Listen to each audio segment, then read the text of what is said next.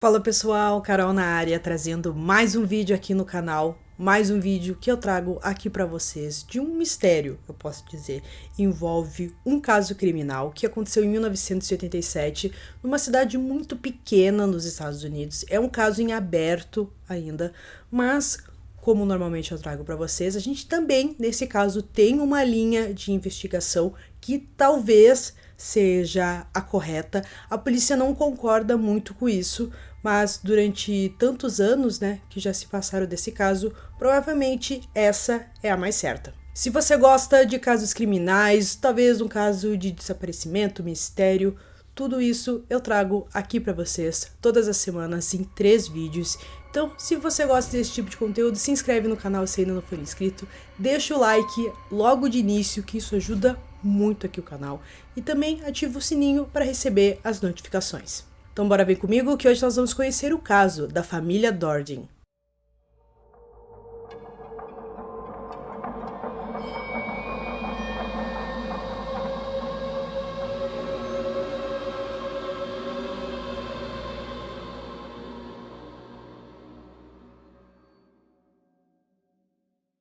Aina está localizada no estado americano de Illinois, no condado de Jefferson, uma cidade muito pequena, com apenas um mercado, um posto de gasolina, um correio, um local com uma população muito pequena, onde a maioria das pessoas se conheciam na década de 80. Mas em 1987, um crime brutal aconteceu na cidade e deixou todos com medo. Kit Dordin, de 29 anos, e sua esposa Eileen Dordin, de 30 anos, e seu filho de 2 anos, Peter, moravam em um trailer em meio à floresta ao lado da Rota 37, nos arredores de Aina. Eileen estava grávida do que seria o segundo filho do casal e os dois planejavam dar a ela o nome de Casey. Kit trabalhava como operador de estação de tratamento, enquanto Eileen trabalhava em uma loja de materiais de escritório. O casal, em seu tempo livre, gostava de ficar na igreja, eles também participavam do coro. A cidade que eles moravam era uma cidade boa, mas durante ali os últimos 2 anos aconteceu uma série de crimes que preocupou principalmente o Kit, com a segurança da sua esposa, também do seu filho e da sua próxima filha que estava por vir. Então o casal já conversou um pouco, já estavam pensando em ir para outra cidade, porque os crimes estavam deixando todo mundo com muito medo. O Kit se preocupava muito com a segurança da sua família, como eu falei para vocês, e teve um episódio em específico em que um homem bateu na porta da casa dele e perguntou se podia usar o telefone, só que o Kit ele estava com muito medo e ele não deixou esse homem entrar na casa, porque ele pensava que o cara podia ser um assaltante, alguma coisa do tipo, e ele prezava muito pela segurança da sua família. No dia 18 de novembro de 1977, o Kit não foi trabalhar, o que não era algo comum, porque ele era um trabalhador muito responsável, nunca faltava, e se ele estava doente, é claro, ele ligava para o seu chefe para avisar, e naquele dia ele simplesmente não apareceu. Todos os seus colegas de trabalho, seu chefe, acharam aquilo muito estranho, ligaram diversas vezes para a casa dele, mas ninguém atendeu o telefone, então o chefe decidiu ligar para os pais do Kit e ver se eles tinham alguma resposta, sabiam o que tinha acontecido com ele. Os pais ligaram para a casa do Kit, também não obtiveram resposta, acharam muito estranho e decidiram ligar para a polícia, avisaram a polícia que o filho simplesmente não atendia o telefone e combinaram com os policiais de que eles chegariam o mais rápido possível na cidade, já que eles moravam em outra, e levariam uma chave extra que eles tinham do trailer. Quando os policiais e os pais do Kit chegaram no local, eles abriram a porta e se depararam com uma cena brutal. Eles encontraram os corpos de Eileen, Peter e uma menina recém-nascida, todos deitados na mesma cama. Eileen e Peter foram amarrados e amordaçados antes de serem agredidos até a morte com um taco de beisebol que pertencia ao próprio Peter. Eileen sofreu um golpe tão violento em sua cabeça que acabou fraturando, e com o pequeno Peter aconteceu o mesmo. Durante a agressão, a Eileen deu à luz, mas o responsável por aquilo nem ao menos perdoou a criança que acabou de nascer, e ela foi agredida da mesma forma que sua mãe e seu irmão. Antes de sair, o responsável por tudo aquilo, o assassino, fez uma tentativa mal feita de limpar a cena do crime. De início, a polícia acreditou que o responsável por tudo aquilo fosse o próprio Kit, já que ele não estava em lugar nenhum e o seu carro não estava na garagem. Mas no dia seguinte, a polícia foi surpreendida. O corpo do Kit foi encontrado por caçadores em um campo de trigo logo acima da linha do condado de Franklin, a cerca de 1 quilômetro de distância da casa da família. Kit levou 3 tiros na cabeça e os seus órgãos sexuais foram mutilados. O carro do Kit foi encontrado mais tarde na frente da delegacia de Benton, a cerca de 17 quilômetros da casa da família. O interior estava respingado de sangue, indicando que o Kit foi assassinado ou mutilado dentro do próprio carro. As autópsias das vítimas não puderam concluir quem foi morto primeiro. Só foi confirmado que todos morreram no dia anterior e que seus corpos foram encontrados. A notícia chegou para os moradores da região, tanto do condado de Franklin, para o condado também de Jefferson. As pessoas estavam muito preocupadas com tudo aquilo. Foi um assassinato muito brutal. Então, as pessoas decidiram comprar armas, trancar mais as portas, porque antes eles sempre deixavam as portas destrancadas, porque não havia perigo, mas como eu falei para vocês, nos últimos 2 anos cresceu muito a criminalidade na região, então as pessoas estavam muito preocupadas. Quem conseguia ir para outro local estava indo, porque realmente a criminalidade aumentou muito na região. As agências de policiais locais uniram forças com a polícia do estado de Illinois para investigar o crime. Um total de 30 detetives trabalharam em tempo integral, seguindo pistas e entrevistando mais de 100 pessoas, mas eles não encontraram muitas coisas. A cena criminal não parecia que aconteceu um roubo, já que itens de valores foram deixados pelo assassino, também não teve nenhuma tentativa forçada de entrar na casa, então a polícia deduziu que a porta estava destrancada no momento que o assassino entrou, ou ele até mesmo foi convidado para entrar na casa. A polícia também viu que o casal não tinha nenhum problema com nenhum morador, também não tinham problemas no relacionamento dos dois. Parecia muito difícil da polícia entender qual foi o motivo daquele assassinato tão brutal.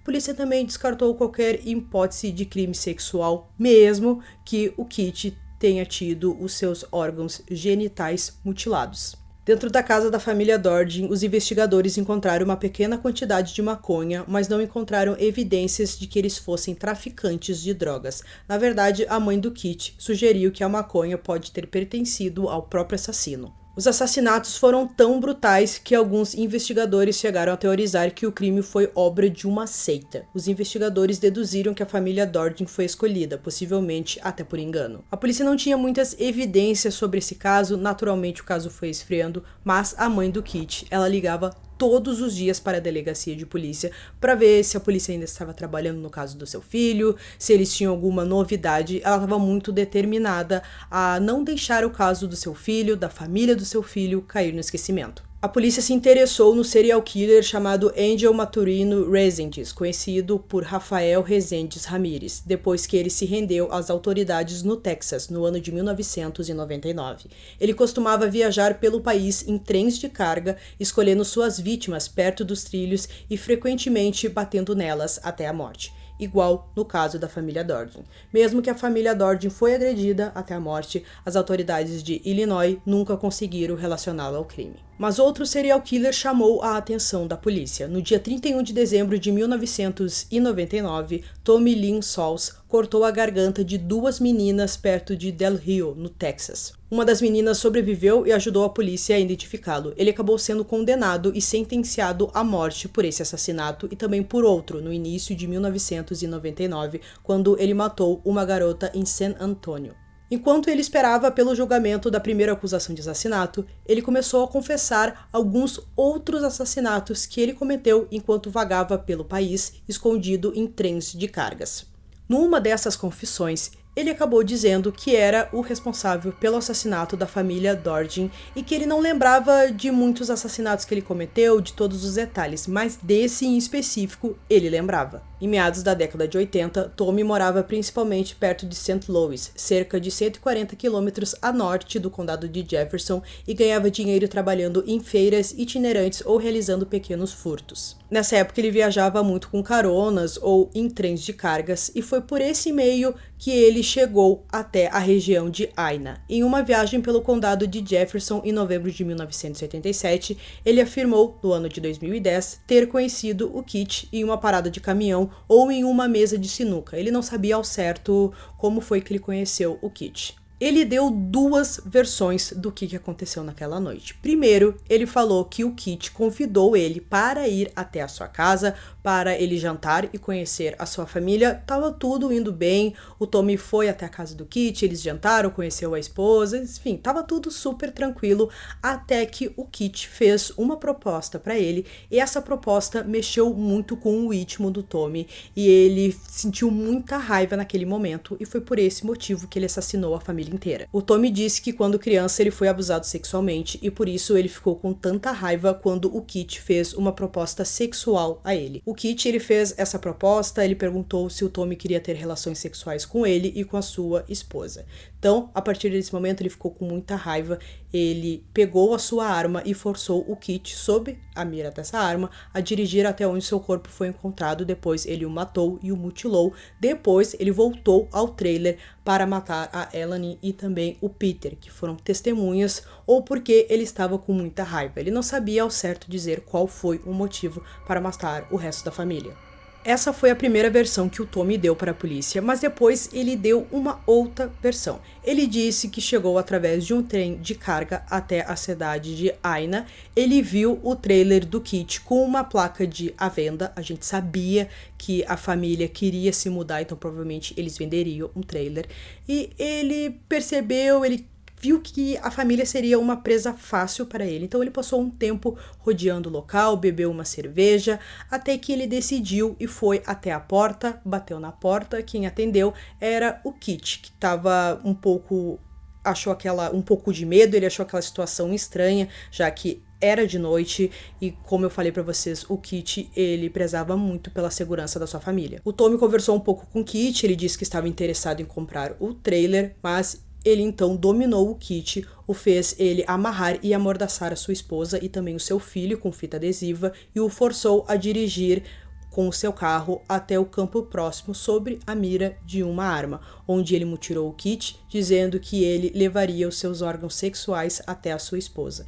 Então ele atirou nele e deixou ele lá para morrer. Ele voltou para o trailer, lá ele abusou sexualmente da Aileen, espancou o Peter e depois espancou o bebê recém-nascido. Em 13 de janeiro de 2014, a sentença de morte de Tommy Sauls foi executada. Ele nunca foi acusado dos assassinatos da família Dordin, mas continua sendo o principal suspeito nesse caso.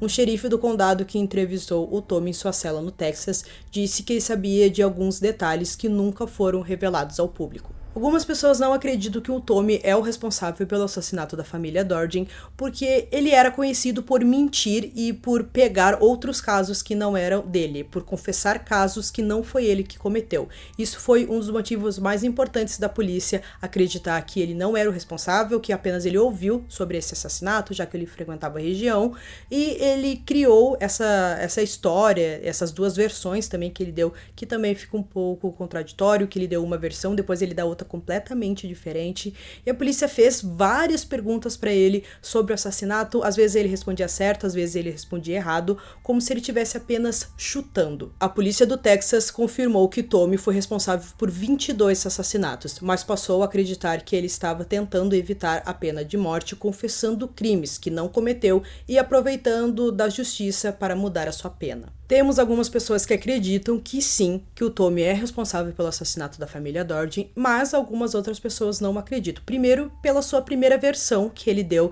dizendo que o Kit conheceu ele num bar, convidou ele para ir até a sua casa, e como eu falei para vocês, o Kit ele se preocupava muito com a segurança da sua família, então provavelmente ele não levaria alguém que ele mal conheceu para dentro de sua casa, e é isso que a família dele fala.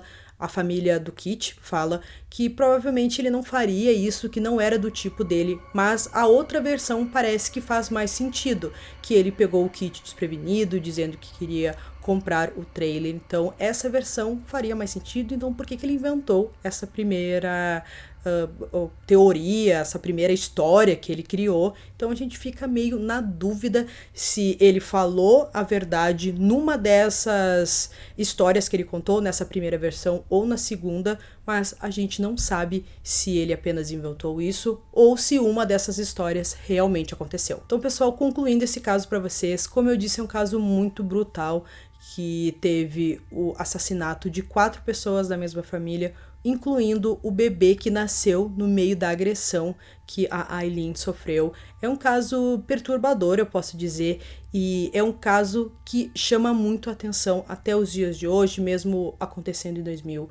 em 1987, e é um caso que não tem solução. Eu acho que é isso que mais assusta as pessoas da região, porque foi um crime muito brutal, que talvez o assassino ainda esteja vivo, ou o assassino foi realmente o Tommy.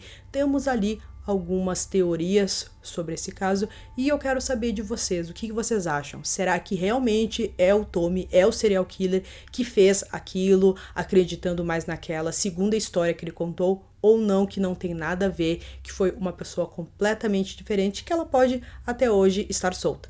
Se você tem de dica algum caso que queira que eu comente, deixa aqui nos comentários que em breve eu faço um vídeo aqui pra vocês. Então eu espero que vocês tenham gostado desse vídeo. Esse foi mais um vídeo aqui no canal Durmam Bem. E até o próximo.